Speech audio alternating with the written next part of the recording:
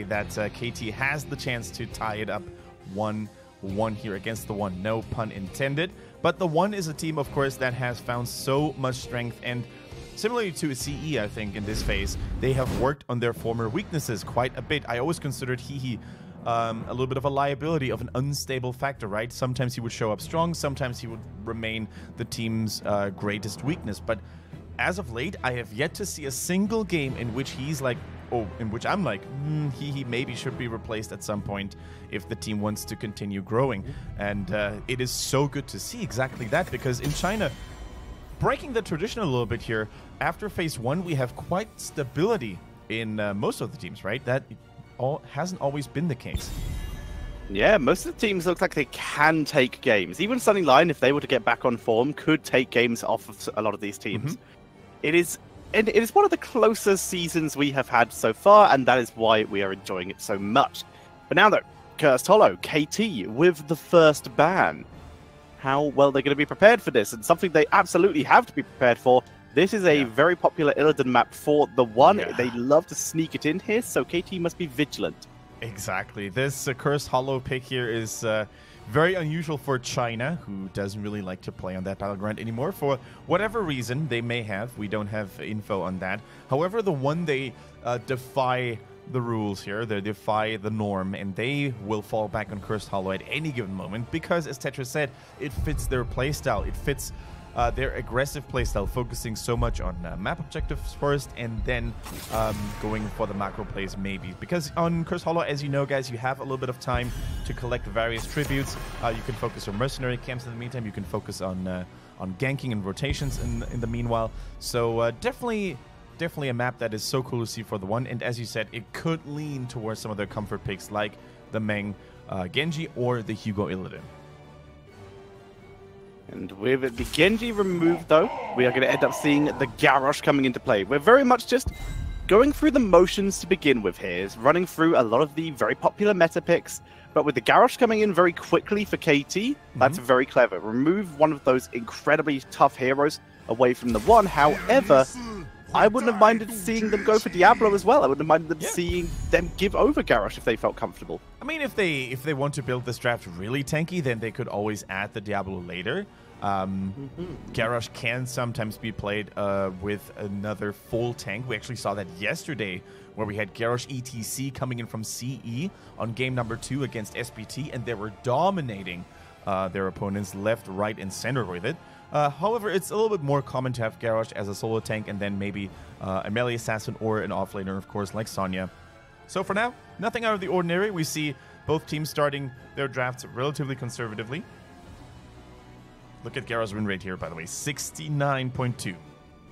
That's a pretty high win rate. And 18 bans, 26 picks. He is a picks as well. Yeah. And we see Tychus coming in very quickly. Very interesting, picking up Tychus so early. Potentially expecting that Arthur's pickup to sneak in the Illidan that we've seen in the past. And it limits the options of Diablo being used against them. And yet TheOne, they hover it. They also hover Chen for reasons, but that's not going to happen.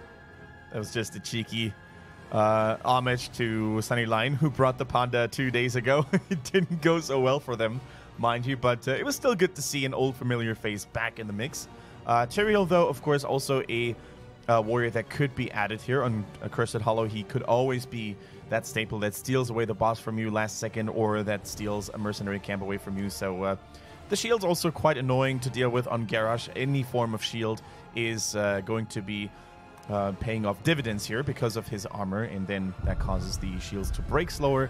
So fantastic. They are thinking of a Malthael ban here, although, in my opinion, Malthael could A, be a good pick for Hugo. He's been very successful on that hero, and B, it could also be used against Garrosh because of percentage damage. So that is a little bit of a curious ban here. It opens them up to Leoric or Sonya, but with Diablo already being picked by KT, the Sonya I wouldn't be so sure about. It seems to be a go-to counter pick for exactly that reason. But I could still see TheOne going for it. Just take the risk of the team fight going a little bit iffy and just hope you can burst him down before too many issues pop up. Yeah. So what are we going to see here? Right now, of course, the cool thing about TheOne's drafting approach here right now is that they haven't really shown much, right? They picked Greymane, and the Malfurion. That is as neutral as an opening could be. So are they going to go a little more crazy in this draft like they sometimes want to do with heroes like Illidan, for example, or are they just going to play it standard and normal? I could actually see... it's hard to say, because as you said, I was going to say maybe a Diablo themselves, but first of all, I've never seen Hehe on the Diablo before, and secondly, I don't think Tychus encourages a lot of Diablo play in the first place, and the Illidan is taken out immediately for two reasons. A, they may not feel comfortable playing against it, and B, you know, it's Cursed Hollow after all, a very strong map, a very large and wide open battleground for Illidan to reign supreme. KT has certainly done their homework, banning out Meng and Hugo here in terms of two big hyper carry game-changing heroes. Exactly, both hyper carries, both hard carries, both superstars in the roster are now struggling because, or potentially struggling because their go-to picks on Cursed Hollow are now eliminated. So Meng, of course, could play the Grey main. He's been one of the most successful Grey mains in the league last phase. So that is certainly always a possibility. And Lucky, you know, Lucky is one of those super reliable flex players for the One. He could always fall back on a mage. He plays Greyman as well. He's probably one of the most diverse players we have in the league. And Hugo, it looks to be him on the Tyrael, unless they want to go for a solo tank, which then would cause Hehe to take up the Angel's Wings. Yeah, the Tyrael is the safest option they could have gone for here. It leaves them open to go for a bruiser like a Sonya or a second tank, like you said, something a little bit more tough. No matter what, Tychus is going to have a little bit of a good time, assuming he's not harassed too much. And honestly, doesn't look like he will be. It's going to be up to Greymane to pressure Tychus, and that's not an ideal target. Falstad, though, definitely changes the game a little bit here. Mighty Gust onto Garrosh can be a really big deal and really neuter some of both his and Stukov's lockdown abilities and fight control abilities. I don't even mind the Falstad pick here too much. As you said, he could be good against both Garrosh and Stukov. If Stukov is channeling the Lurking Arm, the Gust could interrupt him from doing so, for example. So it's a very safe disengage ability that could actually help them out and also assist them in potentially securing bosses later on. So with Tyrael and Falstad, they are most certainly going to try and go for some boss plays later on in the game when the bosses scale a little bit better with Holy Ground, the Sanctification, and the Mighty Gust. And we see Varian come into the fray here, just like he did the last few days. Even on a map that, you know, doesn't really feature that many rotations where you could use the early level 4 taunt to your advantage, he still seems to be a warrior that many people like to rely on in China at the moment. So an interesting final pick option for the One with Junkrat sieging in damage. With very little poke damage of their own, Johanna doesn't really match for that due to the fact you want to have superior poke when you have that hero. Otherwise, Leoric is a go-to in terms of if we're looking at heroes for Hugo. Abathur is open if they have anyone who can play it, and they would get the double Greymane out of it. If they just went for shield build for Falstad, it might not be too bad either. Yeah, I absolutely agree. I think the shield breaking at 13 could come in handy, depending on which build Varian wants to go for in general. Right now, there's a lot of different approaches to playing tank Varian at level 10. Warbringer has become quite common in China at least, and there goes ETC. So that is going to be a Hugo Tyrael after all, and he will rock the Mighty Cow. And sometimes Varian players would go still go for Shield Wall, right? Depending on which damage type the enemy team is rocking the most. Now, in this game, when they face this draft by the One, I think with Greymane focusing on auto attacks, Falstad most likely focusing on Seasoned Marksman, I think we could see a Warbringer variant once again focusing more on mobility and chasing potential rather than, you know, protecting himself and becoming invulnerable. Yeah, I guess the double tank lineup with the only shields being Tyrael, I think you are probably correct. The Shattering Throw, yeah, it gives you the extra auto attack damage to shields.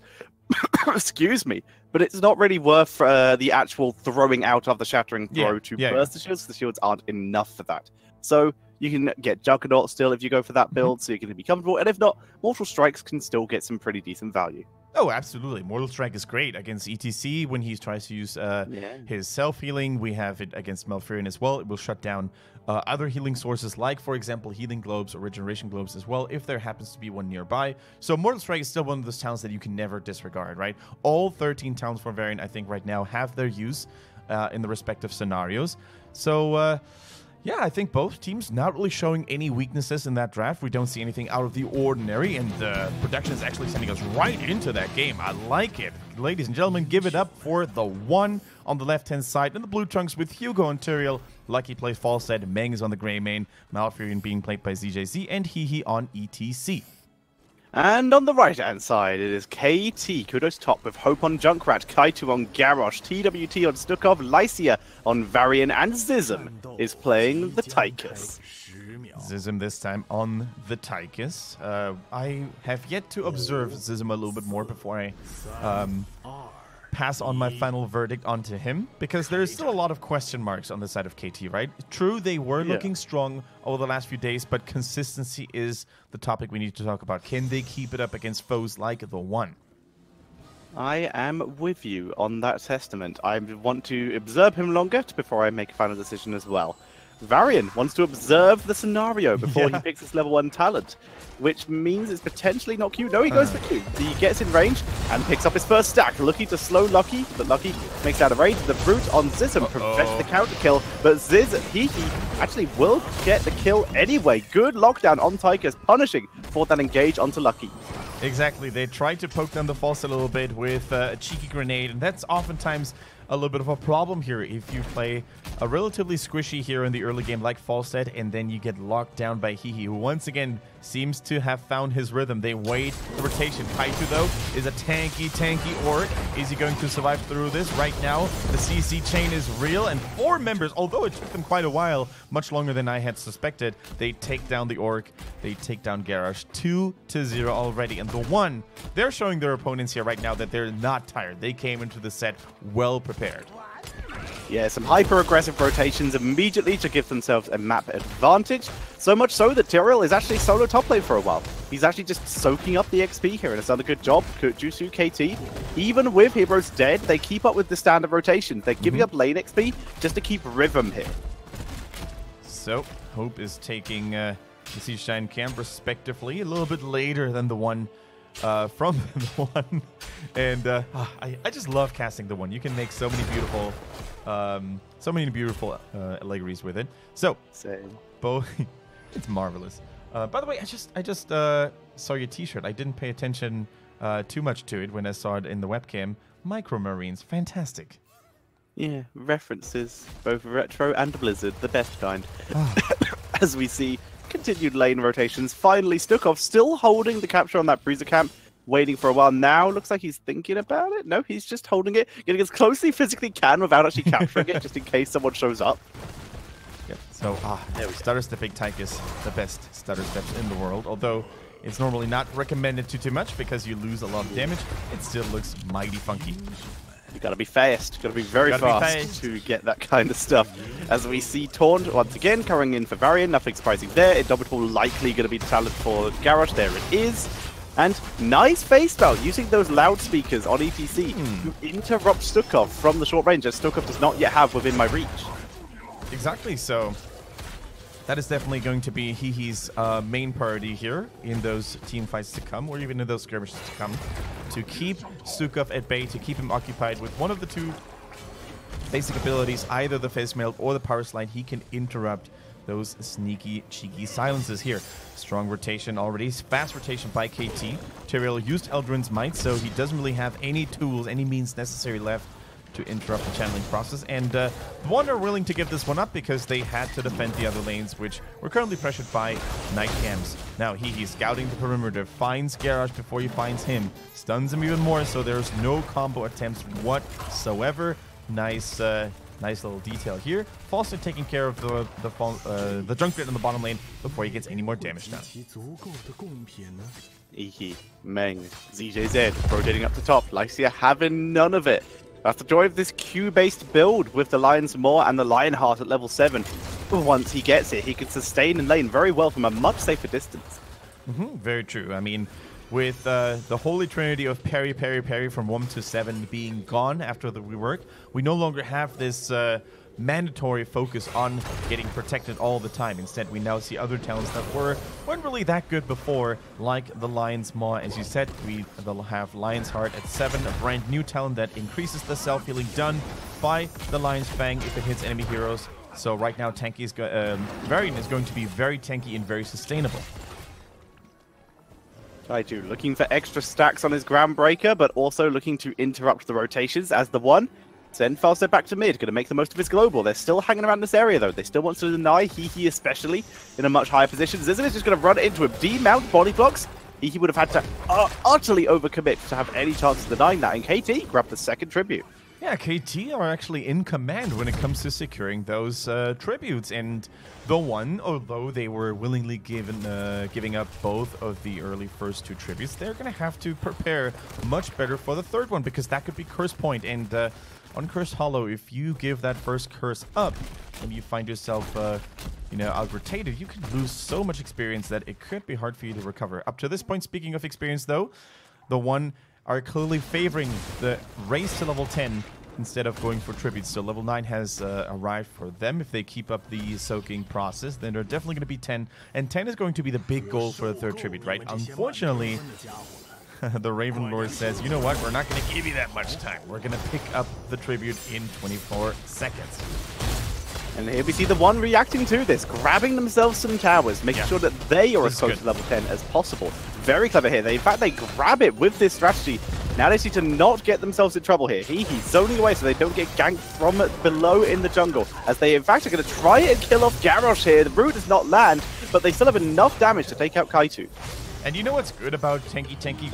Oh, never mind. Here goes the dancing party. The silence is there, though. Stukov definitely saving his buddy Tychus out here. But Tetra, you know what is good about Garrosh surviving for that long? When Greymon is next to him, the Wizened Duelist gets a nice amount of stacks, especially while in Worgen form, because the more auto attacks you land, the more stacks you're going to obtain. So Meng is definitely going to become quite scary by Garrosh surviving for that long.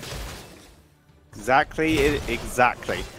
But with those stacks, Greymane uses them to absolutely wipe this boss. Look at the position of Falstad as well, by the way. He was in bot lane. Second, his team started taking the boss in the top lane. What he does is really cool. He, instead of staying in the bot lane and just dueling against the Junkrat, due to the fact that's going to be the best XP move here, because his team will eventually get to mid before they lose too much XP, but he moves to mid so he can fly in and gust if his team needs him. It's a much more team-orientated move, and one that is definitely would have helped them if they hadn't been raided. Yeah, that's a nice observation. You know, positioning is key when you play a global hero, especially one that has limited range on the global. So Falstad getting taunted there as he fades away, and Barra rolls to safety. And KT is completely ignoring what comes in the top lane, right? They realize if we get that third tribute... Sorry, what is that? No, I'm confused. I was listening to you get out of hand. That's a problem. Falstad's just going to get the tribute here. There's no one else here. Finally, Tychus and Varian are going to rotate up to try and interrupt Falstad. But TWT, in serious trouble, uses the massive jump, gets rooted and absolutely wrecked. Yeah, and there's more to come, it seems, with a mighty gust against the wall. Zizan barely escaping. No, he is actually dead as well. 2 assassins taken out. This leaves no more damage, almost no damage left for KT, and I think they're going to have to surrender this tribute yet again. Junkrat, however, has finally cleared up the boss, cleared up the siege giants. The keep survived. The entire front wall was taken out. That could have been worse, honestly. That is not the worst scenario they could have been met with today. Varian, by the way, going for the Warbringer at level 10, like we predicted, because there is a Season Marksman, Falstad, there is a Greymane with Wizened Duelist, so you don't even need the burst protection, the longer protected, by the way. So look at that cheeky throw, though, into the boss stun. Is it going to be enough, though? Sanctification goes through and tackles it all the way. Strong protection for TheOne. But a really nice knockback there by TWT to interrupt the mosh pit and get them all off once the Sanka ended. But Lion's Maw is complete, but while this is happening, TheOne are just tearing through everyone. Zizm gets rooted, boss in the way as well now. Boss are not even needed here. And down he goes. Junkrat, once again, the only survivor. Welcome to Cursed Hollow. Welcome to this series against TheOne KT, because this is all of a sudden a mighty different sort of beast than the teams they faced yesterday. For the first time, KT's momentum has been brought to a halt. For the first time over the last few days, they are the ones playing from behind, because TheOne, they continue to impress us with strong decision making, with good positioning, but also with a lot of patience, giving up the first two tributes, realizing that if they focus on soaking in the meantime, if they focus on mercenary camps and bosses, they're gonna skyrocket ahead in experience, and everything is coming to plan here. And they are the ones laughing after all, because they are the ones with the first curse in the game. Curse with boss, Siege Giants taken, KT not choosing to try and rush that before their opponents arrived at the base. The boss down to half health though, took a lot of damage on the fort earlier on, and a nice silence by Stuka, but he still has to leave here, has to cancel that and wait it out a little bit. KT continuing to harass, but this keep is gone. There is nothing that KT can do about this. They are a talent behind, they are a lot of XP behind, and Lucky looks for the Mighty Gust, instead is forced to back up himself due to the very fast reaction of KT. Yeah, I think this was just one of those maneuvers where he actually chose the flight location safe enough that he could escape if there was no good gust position. But if there had been more squishy targets like Stuka, for example, or Hope, he could have used the gust immediately to make a big play. For now, though, TheOne, they're not done just yet. The core down to 60, 50. Are they going to do it? The mercenary camp's assisting them as well. The core falls down to 25. I think they did it, Tetra. The sanctification is huge, coming back off cooldown after taking the boss. And TheOne are securing this first game on Cursed Hollow in what looked just like a walk in the park. Yeah,